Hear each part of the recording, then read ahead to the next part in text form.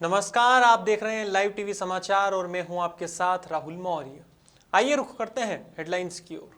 प्रयागराज में माघ मेले की तैयारियों में जुटी पुलिस, मेले के लिए प्रशिक्षण शिविर की हुई शुरुआत, अधिकारियों को कर्तव्य पालन के लिए किया जा रहा प्रेरित। सुल्तानपुर में भाजपा की जनविश्वास रैली में शक्ति प्रदर्शन, गृहमंत्री अमित शाह के कार्यक्रम में हजारों वाहनों की रैली, संगठन की मजबूती और जनता में पकड़ का रहा प्रयास।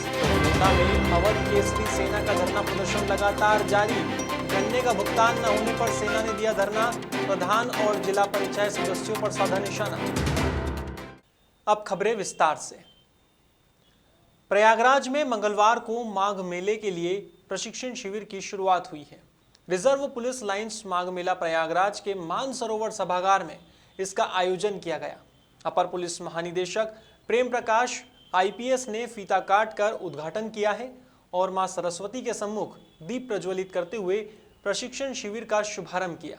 इस दौरान पुलिस अधीक्षक डॉक्टर राजीव नारायण मिश्र ने सभी अधिकारियों को पुष्पगुच्छ भेंट किए। इस अवसर पर सभागार में उपस्थित अधिकारियों और कर्मचारियों को संबोधित करते हुए सच्ची निष्ठा और लगन से कर्तव्य पालन के लिए प्रेरित किया गया। माघ मेले में कोविड-19 संक्रमण के दृष्टिगत सभी को कोविड-19 की गाइडलाइन का पालन करने और मेला क्षेत्र में आने वाले श्रद्धालुओं से भी पालन कराए जाने हेतु निर्देशित किया गया। इस मौके पर बोलते हुए उन्होंने कहा कि सभी अधिकारी और कर्मचारी अपना 100% योगदान दें, जिससे मेले को निर्विघ्न संपन्न कराया जा सके। प्रयागराज से अरविंद यादव की रिपोर्ट। झारखंड के गोड्डा में बसंत राय प्रखंड मुख्यालय के सभागार परिसर में प्रमुख सुवीटी देवी की अध्यक्षता में एक बैठक संपन्न हुई है। इस बैठक में सामूहिक स्वास्थ्य केंद्र को लेकर इलाके के सभी जनप्रतिनिधि और गणमान्य नागरिक मौजूद थे। स्वास्थ्य केंद्र की बिल्डिंग कहां बनेगी, इस बात पर चर्चा हुई है और अंचल अधिकारी मुंशीराम ने जगह का निरीक्षण भी किया है। क्षेत्र के सभी जनप्रतिनिधि ने कहा कि स्वास्थ्य केंद्र बसंत राय मुख्यालय के करीब ही बने। बिल्डिंग बनने को लेकर जो भूमि की आवश्यकता है उस पर विचार विमर्श किया गया है। इस दौरान सभी पदाधिकारी और कार्यकर्ता मौजूद थे। गोड्डा से दिवाकर कुमार शर्मा की रिपोर्ट। माननीय उपायुक्त के गोड्डा के आदेशानुसार हमको आदेश मिला है कि जमीन का चयन कीजिए। आज पूरे बसंत राय प्रखंड के सभी गणमान्य व्यक्तियों के द्वारा मेरे सभागार में बैठक किया गया। बैठक करके जमीन चयन करने के लिए हमको बताया गया और मैं साथ में गया, देखा। लोगों के द्वारा बताया गया कि जमीन उपयुक्त है। पूर्व से भी यहाँ उप स्वास्थ्य केंद्र चल रहा है और यही लोगों का तर्क है। यहाँ अतिथि गृह भी बना हुआ है, तो लोगों का मानना है कि बीच में है, इसलिए हमको बनना चाहिए। तो चलिए, मैं इनकी भावना को करते हुए, सम्मान करते हुए मैं इस कार्य को आगे बढ़ाऊंगा। जो सरकार का निर्णय होगा वो मान्य होगा। देश के गृह मंत्री अमित शाह के जनपद आगमन पर सुल्तानपुर विधानसभा क्षेत्र में शक्ति प्रदर्शन हुआ। पीडब्ल्यूडी के निज निवास से पर्यावरण पार्क के हनुमान मंदिर के पास एकत्रित हुए कार्यकर्ताओं को दो पहिया वाहनों के साथ लेकर रैली स्थल की ओर रवाना हुए तो नगर का माहौल भाजपामय हो गया। मंगलवार को जिले में देश के गृह मंत्री अमित शाह का क्षेत्र में जन विकास यात्रा कार्यक्रम हुआ, जिसमें जिला संगठन ने हर पदाधिकारियों को जनसभा स्थल पर भीड़ लगाने की जिम्मेदारी दी थी। जिला संगठन द्वारा संत बख्श सिंह को भी भीड़ लगाने के लिए अलग से टारगेट निर्धारित किया गया था। संगठन की मजबूती और जनता में पकड़ और क्षेत्र में जनता के बीच हासिल लोकप्रियता को परखने के लिए इस तरह का कार्यक्रम रखा गया था। संगठन की परख पर चुन्नू सिंह खरे उतरे हैं, बल्कि अव्वल साबित हुए हैं। सुबह 9 बजे से ही क्षेत्र की भीड़ मोटरसाइकिल के काफिलों के साथ पहुंचना शुरू हुई तो दोपहर 12 बजे तक हनुमान मंदिर से भाजपा समर्थकों और कार्यकर्ताओं से पट गया। सभी कार्यकर्ताओं को हाथ में भाजपा का झंडा और तख्तियों को दिया गया। संत बख्श सिंह चुन्नू ने भीड़ का रैला लेकर कलेक्ट्रेट, डाकखाना चौराहा, शाहगंज चौराहा, बादमंडी चौराहा, राहुल टॉकीज चौराहा होते हुए कार्यक्रम स्थल आवास विकास परिसर पहुंचे। इस दौरान कार्यकर्ता भाजपा जिंदाबाद के नारे भी लगाते रहे। सुल्तानपुर से आशीष तिवारी की रिपोर्ट। जनपद कानपुर के नौबस्ता चौराहे पर समाजवादी पार्टी के कार्यकर्ताओं की गुंडागर्दी सामने आई है।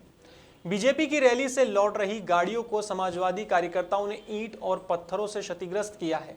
समाजवादी पार्टी के कार्यकर्ताओं का यह आचरण उचित नहीं है।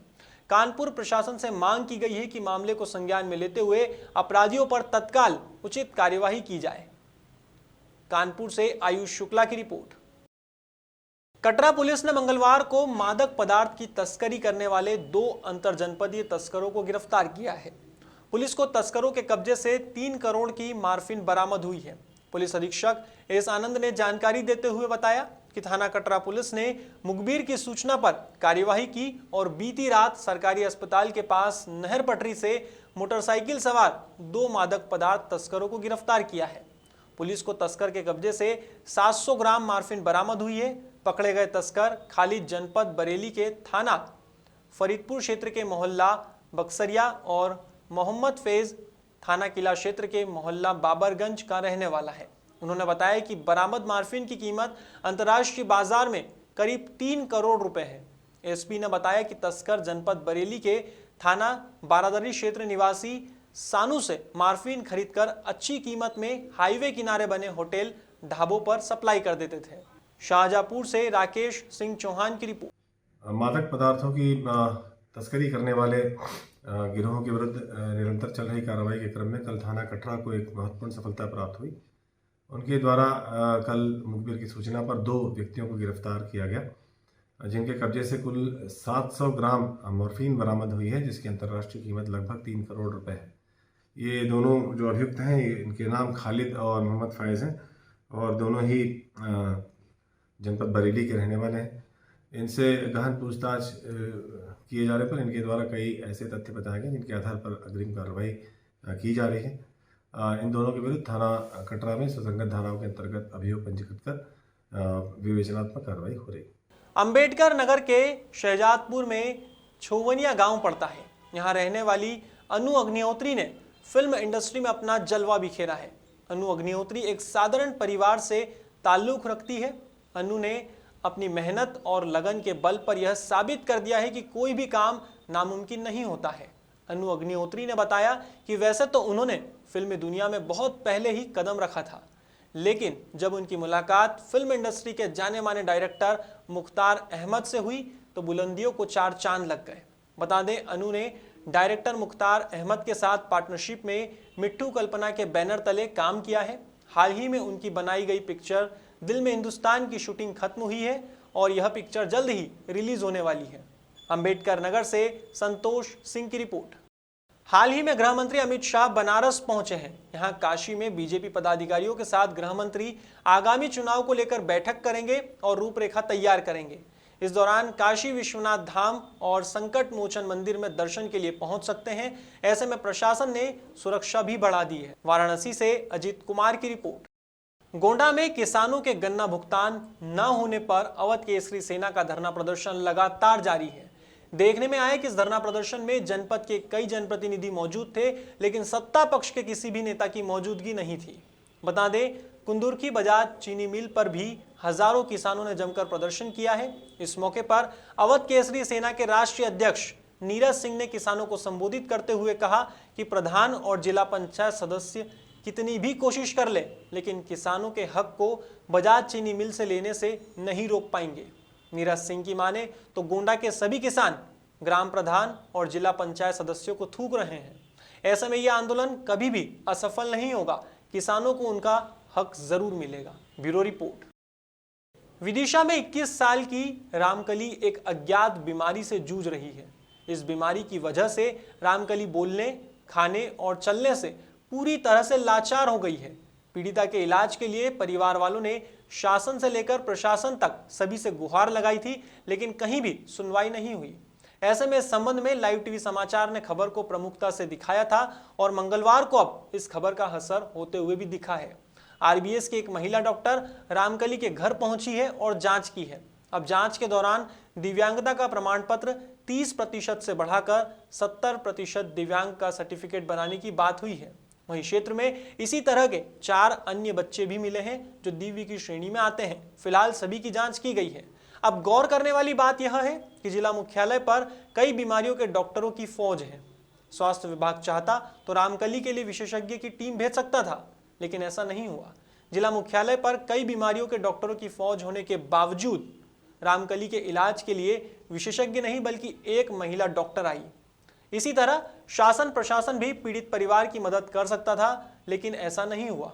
बहरहाल लाइव टीवी समाचार की खबर से जो असर हुआ है वह बरकरार रहे और पीड़िता को आसानी से इलाज मिलता रहे। विदिशा से मुकेश चतुर्वेदी की रिपोर्ट। जैसा कि मुझे अपने अधिकारियों द्वारा जानकारी प्राप्त हुई थी कि मुझे इस गांव में आना है बैलोट में, और ये 4 बच्चों को चेकअप किया। ये चारों ही बच्चे जो हैं वो कंजेनाइटल डिफ़ॉल्ट के साथ सफ़र कर रहे हैं। इनमें से 3 बच्चे ऐसे हैं जिनको कि ब्रेन रिलेटेड डिफ़ॉल्ट है, सेरिब्रल पाल्सी और मोटर डिलेट वाले बच्चे हैं, और एक बच्चा जो है वो कंजेनाइटल कैटरेक्ट का बच्चा था, परंतु उसकी उम्र के साथ साथ उसका विजन भी कम्प्लीटली चला गया है। इनमें से मोस्ट ऑफ द बच्चों के तो सर्टिफिकेट्स भी बने हुए हैं, और जिन बच्चों के सर्टिफिकेट नहीं बने हैं उनको हमने आगे ज़िले के लिए फर्दर प्रोसेस के लिए और उनके ट्रीटमेंट के लिए रेफर कर दिया। बुधवार से कानपुर की आम जनता के लिए मेट्रो का सफर शुरू हो गया है। इसे लेकर यात्रियों में भारी उत्सुकता देखी गई है। बता दें, न्यूनतम शुल्क 10 रुपये और अधिकतम शुल्क 30 रुपये तय किया गया है और 2 घंटे के लिए टिकट मान्य रहेगा। इसका संचालन सुबह 6 बजे शुरू होगा तो रात 10 बजे तक जारी रहेगा। फिलहाल 4 ट्रेनें अप डाउन के लिए उपलब्ध हैं।